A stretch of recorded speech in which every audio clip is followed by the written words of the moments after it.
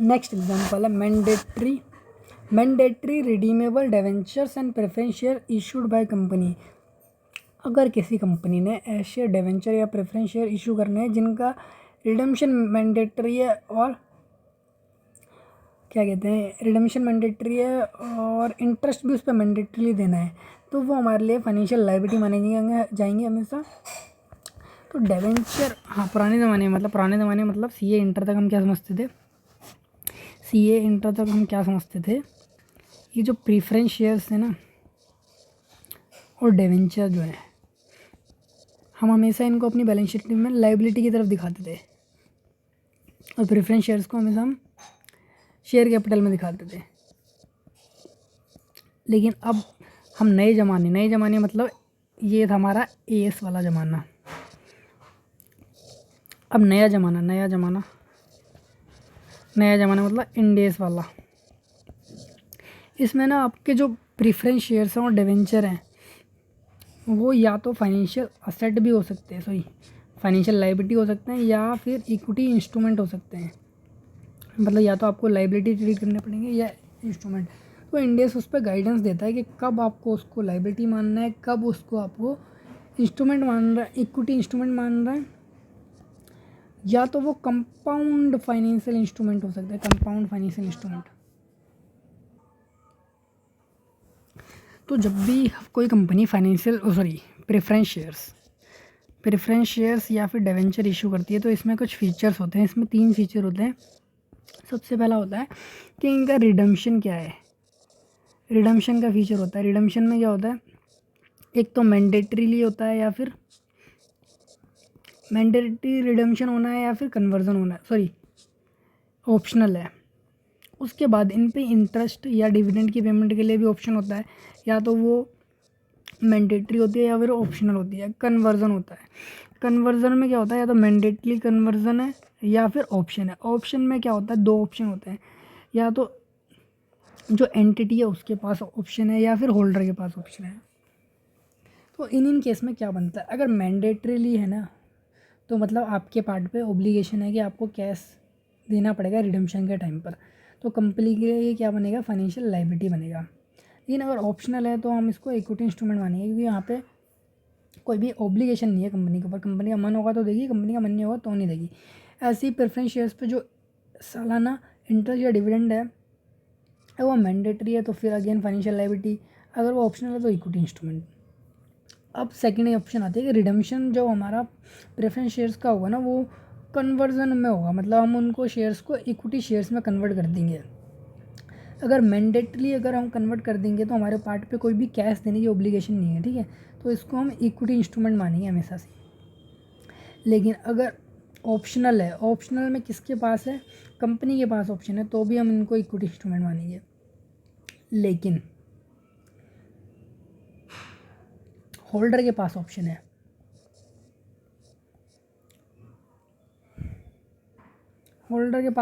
तो हम इसको मानेंगे कंपाउंड फाइनेंशियल इंस्ट्रूमेंट, क्योंकि होल्डर या तो एक्सरसाइज भी कर सकता है नहीं भी कर सकता, तो हम इसको इक्विटी इंस्ट्रूमेंट मानेंगे ना।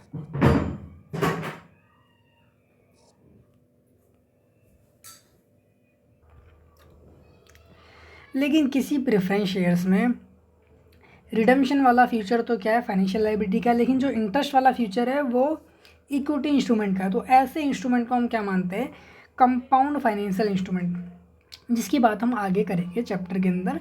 मैं बताऊंगा तब भी आपको कि अगर किसी इंस्ट्रूमेंट में फाइनेंशियल लायबिलिटी और इक्विटी दोनों के फीचर शामिल होते हैं तो हम उसको कंपाउंडेड फाइनेंशियल इंस्ट्रूमेंट कहते हैं।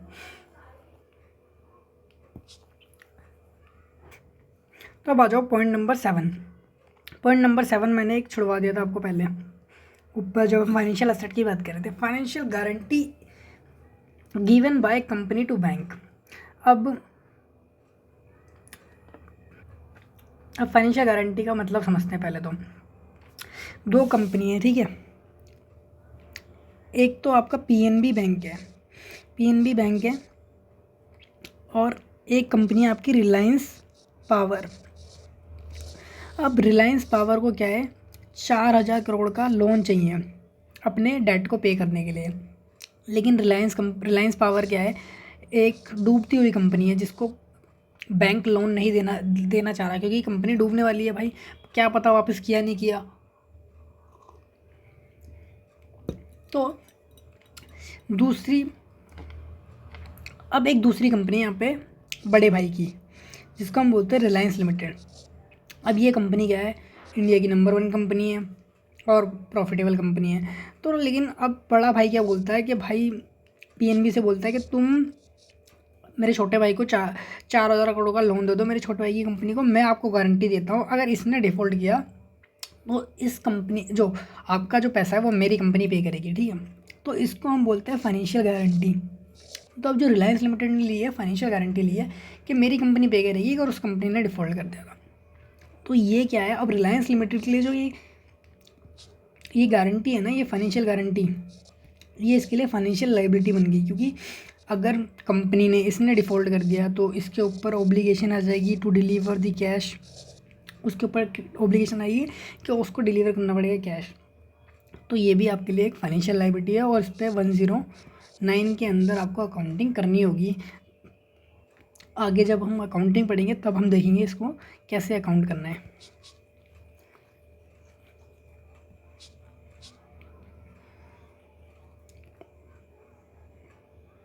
अब हम आते हैं अपने नेक्स्ट टॉपिक पर, इक्विटी इंस्ट्रूमेंट की बात होगी, ठीक है। इक्विटी इंस्ट्रूमेंट्स क्या होते हैं, अब समझते हैं इक्विटी इंस्ट्रूमेंट क्या होते हैं। तो इक्विटी इंस्ट्रूमेंट्स ऐसे कॉन्ट्रैक्ट्स हैं जो that gives residual right to the holders in the asset of company after deducting all liability. तो इसको क्या मैं नेट असेट बोल सकता हूँ, यानी कि जो इन इंस्ट्रूमेंट्स यानी कि इक्विटी इंस्ट्रूमेंट का जो होल्डर है ना उसके पास क्या होता है, रेसिडुअल राइट होता है।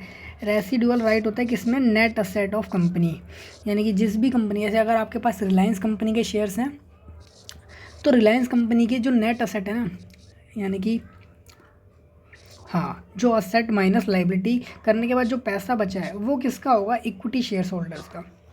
तो उनके पास रेसिडुअल है, अगर बचागा, अगर लास्ट में सारी लाइबिलिटी पे करने के बाद कुछ पैसा बचेगा तो उनको मिलेगा, अदरवाइज़ कोई पैसा नहीं मिलेगा। ये होता है इक्विटी इंस्ट्रूमेंट।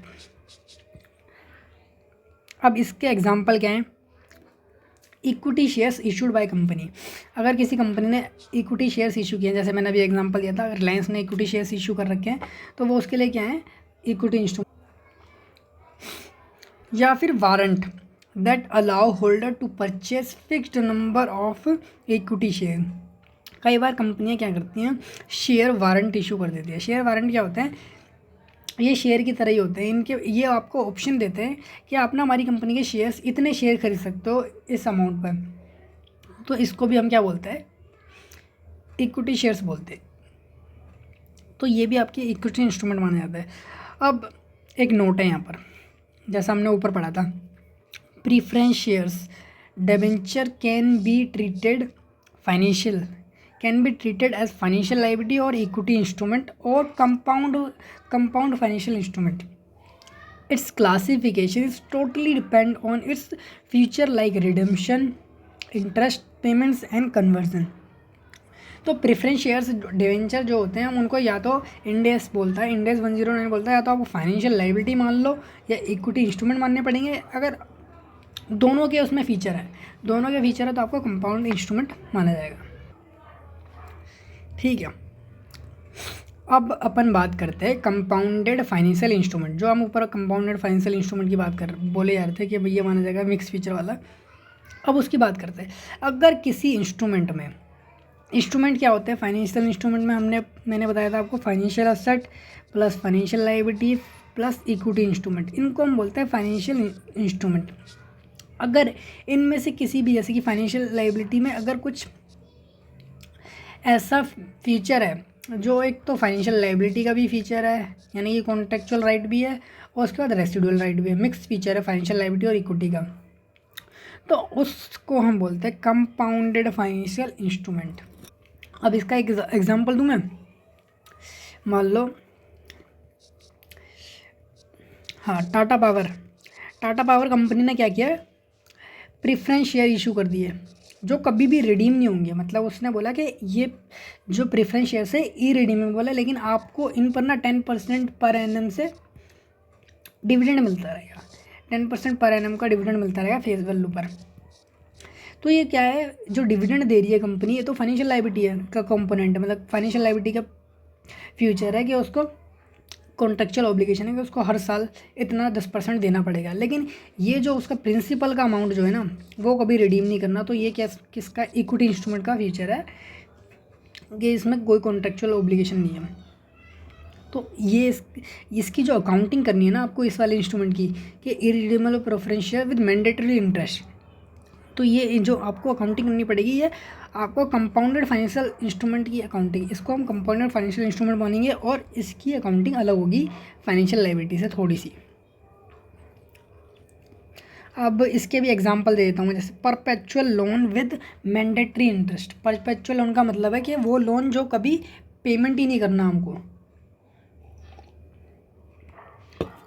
सपोज करो एक होल्डिंग कंपनी ने अपनी सब्सिडरी कंपनी को 5 करोड़ रुपए लोन दे दिया और कह दिया है, टर्म्स क्या है उस लोन के, कि कभी उसको वापस नहीं करना सब्सिडरी कंपनी को, लेकिन इंटरेस्ट देना है। तो इंडेस बोलता है कि आप हमको पागल समझते हो, तो फिर ये लोन का हुआ, ये तो इक्विटी शेयर्स हो गए ना, क्योंकि लोन तो जब भी कोई इंसान देता है तो उससे वापस मांगते हैं। आप भी किसी को पैसा दोगे तो उससे मांगोगे ही मांगोगे। तो हम मानेंगे कि आपने इक्विटी शेयर्स। तो इंडेस 109 बोलता है कि हम सब्सिडरी कंपनी को मानेंगे कि आपने भाई इक्विटी दी है उसको, तभी वो आपसे पैसे मांग नहीं रहा है, इंटरेस्ट, ठीक है। तो इसलिए परपेचुअल लोन विद इंटरेस्ट तो कंपाउंडेड हो गया, यानी एक फीचर तो इसमें हो गया, ये वाला इंटरेस्ट वाला फीचर हो गया फाइनेंशियल लायबिलिटी का। लेकिन जो परपेचुअल वाला फीचर है वो किसका, इक्विटी का है, क्योंकि इक्विटी शेयर्स की कभी पेमेंट नहीं करनी होती है अपने को, उनके पास रेसिडुअल राइट होता है। कभी कंपनी बंद होगी तो जो कंपनी के पास असेट को नेट असेट बचेंगी, वो पैसा उनको मिलेगा। या फिर दूसरा एग्जांपल आप ले सकते हो कि redeemable debenture with discretionary interest. मतलब आपको डिवेंचर का जो रिडेम्पशन है वो तो मैंडेटली करना है, लेकिन जो उस पर इंटरेस्ट है ना वो डिस्क्रेशनरी है। मतलब आपकी इच्छा होगी तो आप इंटरेस्ट पे करना, अदरवाइज मत करना, लेकिन रिडेम्पशन आपको 5 साल बाद करना ही होगा। तो उस केस में इसको हम क्या मानेंगे, कंपाउंडेड फाइनेंशियल इंस्ट्रूमेंट, क्योंकि इसमें दोनों फीचर है, इक्विटी का भी और लायबिलिटी का भी। अब यहाँ पे एक ग्राफ है, इसको देखो, आपको क्लासिफिकेशन कैसे करना है। इस ग्राफ को वैसे मैं ऊपर आपको बता चुका हूँ, लेकिन आप फिर से देखो। अगर कि क्लासिफिकेशन जो होती है ये क्या होती है, आपकी लोन, आपने लोन लिया है डिवेंचर इशू करके, या फिर लोन लेके आपने सीधा पैसा लिया है लोन से, या फिर आपने डिवेंचर इशू किए हुए हैं, बॉन्ड इशू किया है, प्रेफरेंस शेयर इशू करके पैसा उठाया हुआ है किसी कंपनी ने, तो वो उसको फाइनेंशियल लायबिलिटी कब मानेगी, इक्विटी इंस्ट्रूमेंट कब मानेगी, या फिर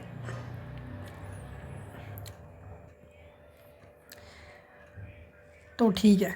सबसे पहला फीचर हम इंटरेस्ट और डिविडेंड के बेस पे देखेंगे। अगर डिविडेंड और इंटरेस्ट की पेमेंट जो है उस कंपनी को अपनी बोरोइंग्स पे पे करना मैंडेटरी है, तो वो उसके लिए फाइनेंशियल लायबिलिटी का काम करेगी। लेकिन ऑप्शनल है तो वो इक्विटी का काम करेगी, क्योंकि कंपनी की इच्छा है, कंपनी के ऊपर कोई ऑब्लिगेशन नहीं है। और जो रीपेमेंट है प्रिंसिपल अमाउंट की, वो मैंडेटरी है तो वो भी फाइनेंशियल लायबिलिटी है, लेकिन अगर ऑप्शनल है तो वो इक्विटी मानी जाएगी, ठीक है। अब नेक्स्ट आता है कन्वर्जन इनटू शेयर्स। अब जो शेयर्स जो है रिडीम नहीं होंगे, लेकिन वो कन्वर्ट हो जाएंगे शेयर्स में। अगर कन्वर्जन मैंडेटरी है, कन्वर्जन आपका मैंडेटरी है लेकिन फिक्स नंबर ऑफ शेयर्स में होना है, तो आप इसको क्या मानोगे, इक्विटी शेयर्स मानोगे, ठीक है, इक्विटी इंस्ट्रूमेंट मानोगे। लेकिन वेरिएबल नंबर ऑफ शेयर्स में है तो आप उसको फाइनेंशियल लायबिलिटी मानोगे, क्योंकि हमने देखा था वेरिएबल नंबर ऑफ इशू वाले वो आपके पास ऑब्लिगेशन होती है variable number of equity share issue करने की, तो उसको हम फाइनेंशियल लायबिलिटी ट्रीट करते हैं। ऐसा हमने फाइनेंशियल लायबिलिटी की जब समझा था, फाइनेंशियल लायबिलिटी को समझा था, उसके एग्जांपल देखा था, तब हमने वहाँ पे ये देखा था। अब बात करते हैं कन्वर्जन। कन्वर्जन शेयर्स में करना का ऑप्शन है, या तो होल्डर के पास होगा या एंटिटी के पास होगा, ठीक है।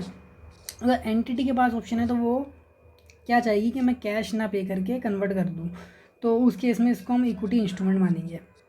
नहीं, होल्डर के पास ऑप्शन है तो हम इसको कंपाउंडेड फाइनेंशियल इंस्ट्रूमेंट मानेंगे, कि होल्डर तो कुछ भी कर सकता है, जो उसको बेनिफिट लगेगा वो उसमें जाएगा, ठीक है।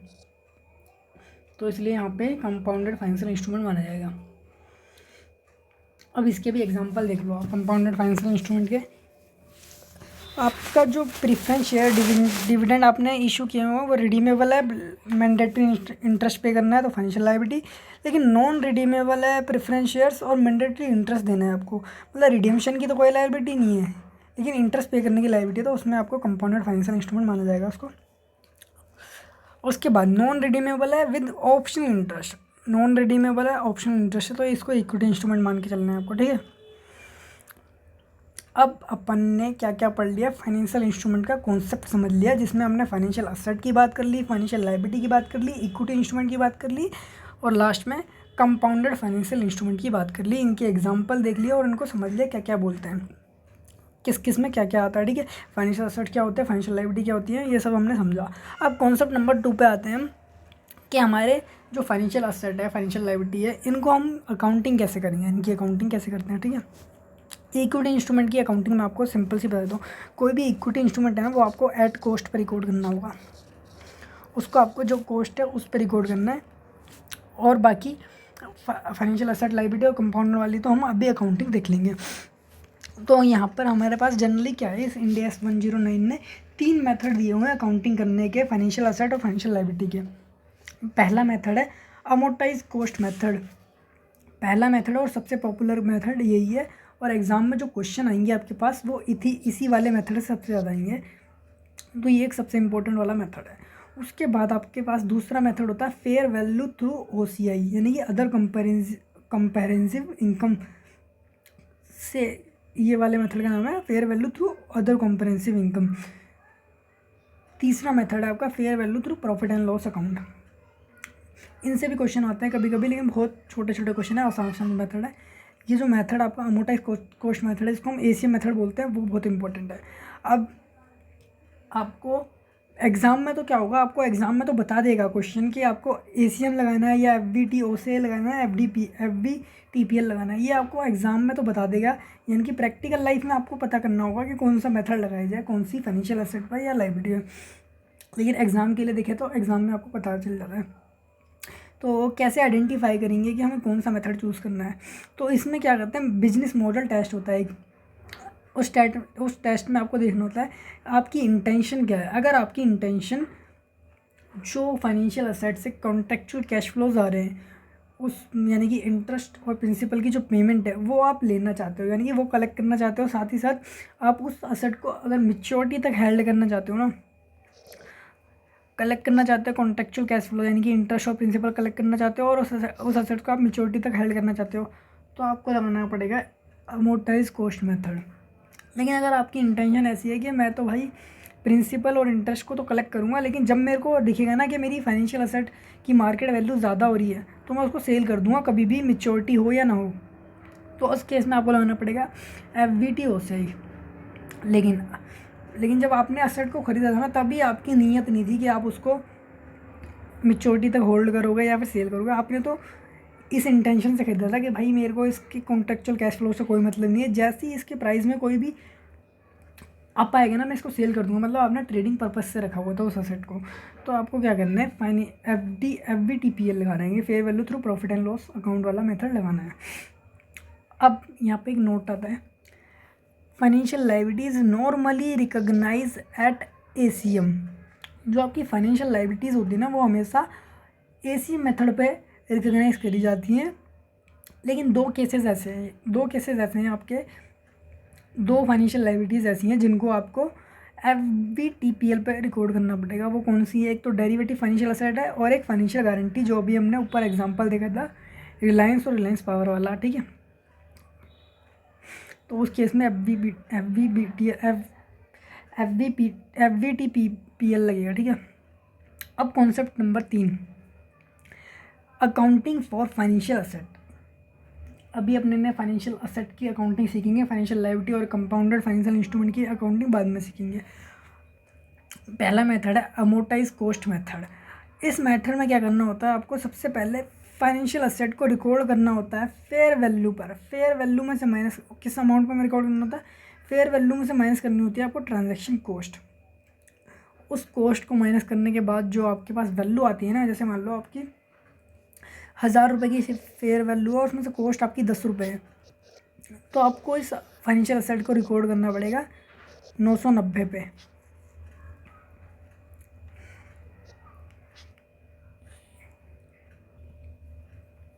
ठीक है, लेकिन अब फेयर वैल्यू का मतलब क्या है, फेयर वैल्यू निकलेगी कहाँ से? अब ये टर्म यहाँ पे फेयर वैल्यू यूज़ हुआ था ना, तो फेयर वैल्यू का मतलब क्या है, फेयर वैल्यू कैसे निकालोगे आप? तो इसके लिए आपको देखना सबसे पहले पड़ेगा क्या, कि ट्रांजैक्शन आपका मार्केट टर्म्स पर है या ऑफ मार्केट टर्म्स है। मार्केट टर्म्स से आप क्या समझते हो और ऑफ मार्केट टर्म्स से आप क्या समझते हो? मार्केट टर्म्स का मतलब होता है कि ट्रांजैक्शन आपका मार्केट के हिसाब से है या नहीं है। ऑफ मार्केट टर्म्स का मतलब है कि आपका ट्रांजैक्शन जो है ना वो मार्केट टर्म्स पे नहीं है, मतलब यानी कि आर्म लेंथ प्राइस पे नहीं है। एक तरह से आप ऐसे बोल सकते हो कि वो आर्म लेंथ प्राइस पे नहीं है। क्या आप किसी बाहर वाले के साथ ट्रांजैक्शन, यानी कि आप जो रिलेटेड, जनरली क्या होता है, अनरिलेटेड पार्टीज़ जो होती है ना, अनरिलेटेड पार्टीज़ उनके साथ जो ट्रांजैक्शन होते हैं, यानी कि मेरी सब्सिडरी होल्डिंग या एम्प्लॉयज़ के अलावा जो किसी में बाहर वाले के साथ ट्रांजैक्शन करता है ना, उस ट्रांजैक्शन को तो वो किस प्राइस पे होता। सपोज करो 2 ट्रांजैक्शन है, एक तो HUL, एक तो अपनी सब्सिडरी कंपनी के साथ ट्रांजैक्शन कर रही है और दूसरा कंपनी एक आउटसाइड वाली पार्टी के साथ कर रही है। ये अपनी सब्सिडरी को लोन दे रही है और एक आउटसाइड पार्टी को लोन दे रही है। तो इसको जो लोन दे रही है ना वो 7% पे दे रही है और इसको जो लोन दे रही है वो 12% पे दे रही है। तो अब आप ऐसे बोल सकते हो ये जो ट्रांजैक्शन है ना सब्सिडरी के साथ जो हो रहा है ये आर्म लेंथ प्राइस पे नहीं है, तो ये ऑफ मार्केट टर्म्स पे है ये ट्रांजैक्शन। लेकिन जब ये अब यही कंपनी दूसरी पार्टी को लोन दे रही है, किसी दूसरी पार्टी को लोन दे रही है, तो 12% का इंटरेस्ट चार्ज कर रही है उससे। तो ये वाला जो ट्रांजैक्शन है ये है आपका मार्केट टर्म्स पे, ये वाला ट्रांजैक्शन है ऑफ मार्केट टर्म्स पे। तो आई होप कि आप समझ गए होंगे मार्केट टर्म्स और ऑफ मार्केट टर्म्स का मतलब क्या है। तो इन दोनों केसेस में जो है ना फेयर वैल्यू अलग अलग तरीके से निकलेंगी भैया। तो मार्केट टर्म्स वाले में तो क्या है, जैसे मान लो मैंने बोला था कि HUL दूसरी पार्टी को लोन दे रही है, तो उस केस में क्या हुआ, जो अमाउंट उसको लोन का मिलेगा ना वही फेयर वैल्यू है। जो अमाउंट उसने हाँ, जो अमाउंट उसने दिया है ना वही फेयर वैल्यू, जो लोन का अमाउंट उसने दूसरी पार्टी को दिया है वही फेयर वैल्यू है। मान लो दोनों को उसने 1-1 लाख रुपए का लोन दिया था, तो इस केस में क्या होगा, आपको ये 1 लाख रुपए ही यहाँ पर क्या बन जाएंगे, फेयर वैल्यू बन जाएंगे। लेकिन दूसरे केस में ना ऑफ मार्केट टर्म्स वाले में ये 1 लाख रुपये लोन का अमाउंट नहीं है, इसको आपको कंप्यूट करना पड़ेगा कैसे। तो इसका आपने यहाँ पे तरीका बता हुआ है फेयर वैल्यू कैसे निकलेगी। फेयर वैल्यू बराबर होगी किसके, प्रेजेंट वैल्यू निकाल लेना है कैश इनफ्लोज की। मान लो 7% का हमने बोला था, 5 साल बाद पे करना था, लोन का टर्म 5 साल है दोनों के साथ ही। जो HUL ने जो सॉरी मैं यहाँ पे एक बार लिख देता हूँ, ठीक है। HUL ने क्या किया है, लोन दिया हुआ है 2 पार्टीज़ को 5 ईयर्स के लिए, 5 ईयर्स के लिए दिया हुआ है। ये 7% पे दिया हुआ है और ये 10% पे, 12 को हटा दो हम 10 लेते हैं, ठीक है। ये सब्सिडरी कंपनी को, ये अदर पार्टी को है। तो अब जो सब्सिडरी कंपनीज़ को है ना वो ऑफ मार्केट वाला है और ये एट मार्केट वाला है। तो और रुपीज़ कितने का है, 1 लाख रुपए का लोन दिया हुआ है। तो इस वाले केस में तो फेयर वैल्यू यही आ जाएगी, fair value minus transaction cost, तो इसी पे फाइनेंशियल असेट को रिकॉर्ड कर दिया जाएगा। लेकिन दूसरा वाला जो HUL का केस है ना, जिसमें उसने सब्सिडरी को लोन दिया 7% पे 1 लाख रुपये का लोन, तो इस पर आपको देखना है कि 5 साल तक उसको क्या क्या कैश इनफ्लोज देने पड़ेंगे, उसका कैश इनफ्लोज मिलेंगे उसको। सब्सिडी HUL को तो मिलेंगे ना क्योंकि उसने लोन दिया है। तो हर साल तो उसको 7% यानी 7,000 रुपये का इंटरेस्ट मिलेगा 5 साल तक। 5 साल तक 7,000 रुपये का इंटरेस्ट मिलेगा और उसके बाद 1 लाख रुपये 5 साल बाद मिलेंगे। तो अब उसको फेयर वैल्यू निकालनी तो कैसे निकालेगा, 7,000 जो वैल्यू मिल रही है हर साल 5 साल, तो उसको आज उसको प्रेजेंट वैल्यू कैलकुलेट करनी पड़ेगी। 7,000 जो 5 साल में उसको रिसीव होंगे, 7,000 हर साल रिसीव होंगे, उसकी प्रेजेंट वैल्यू करनी पड़ेगी और प्लस करना होगा प्रेजेंट वैल्यू जो उसको रीपेमेंट मिलेगी उस 1 लाख रुपये की आज के दिन।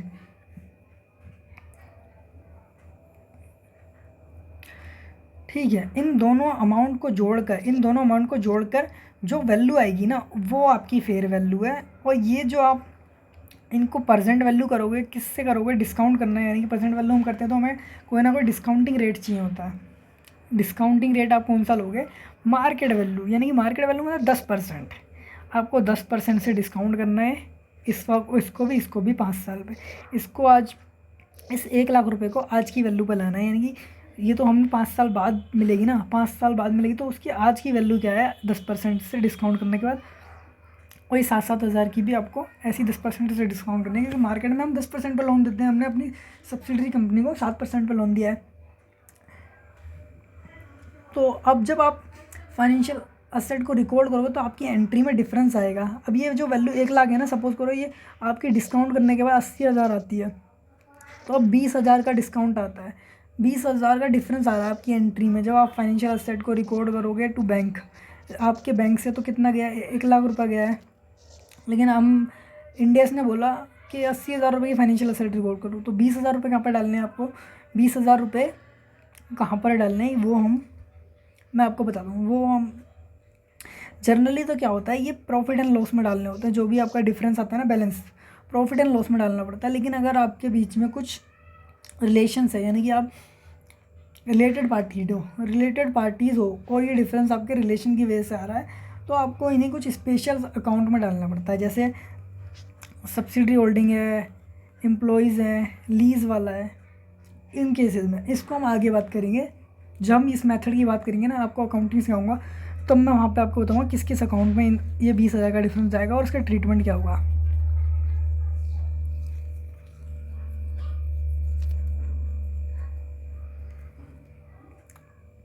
अब ठीक है, इनिशियली तो हम फेयर वैल्यू पर रिकॉर्ड कर लेंगे, उसके बाद क्या होगा, आपको अब इंटरेस्ट भी मिलेगा, कुछ ना कुछ इंटरेस्ट की इनकम आएगी हर साल। जैसे हमने एग्जांपल लिया था कि 10% एक केस में आ रही थी, 7% एक केस में आ रही थी। एक कंपनी को दे रहे, सब्सिडी को दे रहे तो 7%, 7,000 रुपये हमें ब्याज मिल रहा है हर साल का। दूसरी कंपनी को अगर हम दे रहे हैं तो 10,000 रुपये हमें पर मंथ, वो पर ईयर ब्याज के पैसे मिल रहे हैं। तो वो क्या करने होंगे, आपको हर साल अपनी इनकम में ऐड करने होंगे। लेकिन वो किस रेट से इनकम में ऐड करोगे, वो किस रेट से ऐड करोगे, अगर आपका ऑफ मार्केट टर्म्स है ना, सॉरी एट मार्केट टर्म्स है, यानी कि आपका जो ट्रांजैक्शन है वो एट मार्केट टर्म्स पे है, तो आपको EIR निकालनी पड़ेगी। EIR कैसे निकलती है, जो आपकी fair value minus transaction cost है ना, इसको जो अमाउंट है इसकी प्रेजेंट वैल्यू, और जो आपको फ्यूचर में कैश फ्लोज प्रेजेंट करने हैं, तो ये किस रेट पे आपस में इक्वल हो जाते हैं ना, उसको EIR बोलते हैं। सॉरी, पर फ्यूचर कैश फ्लोज और present cash flows, future cash flow और प्रेजेंट कैश फ्लोज की जो जिस रेट पे डिस्काउंट करने से फ्यूचर के जो कैश फ्लोज हैं वो जिस रेट से डिस्काउंट करने पर प्रेजेंट वैल्यू के बराबर आ जाए ना, उसको हम EIR बोलते हैं। तो जनरली क्या होती है, ये आपको किसी 1-2 क्वेश्चन में कैलकुलेट करनी पड़ेगी, अदरवाइज ये आपको दी होती है, क्वेश्चन में दी होगी कि EIR क्या है। लेकिन अगर ट्रांजैक्शन ऑफ मार्केट टर्म्स पे है ना, ऑफ मार्केट टर्म्स पे, तो आपको क्या करना पड़ेगा, मार्केट इंटरेस्ट रेट से प्रेजेंट वैल्यू करनी पड़ेगी उसकी, और हर प्रेजेंट वैल्यू करने के बाद जो फाइनेंशियल असेट की जो आपने रिकॉग्नाइज करी है फेयर वैल्यू की जो हर ईयर वैल्यू है, उस पर आपको मार्केट इंटरेस्ट रेट से इंटरेस्ट की इनकम बुक करनी पड़ेगी हर साल प्रॉफिट एंड लॉस में। ये सारा मैं अभी आपको एक एग्जांपल दूंगा ना, एग्जांपल करवाऊंगा तो आपको सारी चीज़ें क्लियर होंगी। अभी हम इसका एक एग्जांपल करेंगे कि कैसे अकाउंटिंग करेंगे, उसमें हम एक ICAI के मॉड्यूल का एग्जांपल लेंगे और उसको सॉल्व करेंगे, फिर आपको चीज़ें सारी क्लियर हो जाएंगी।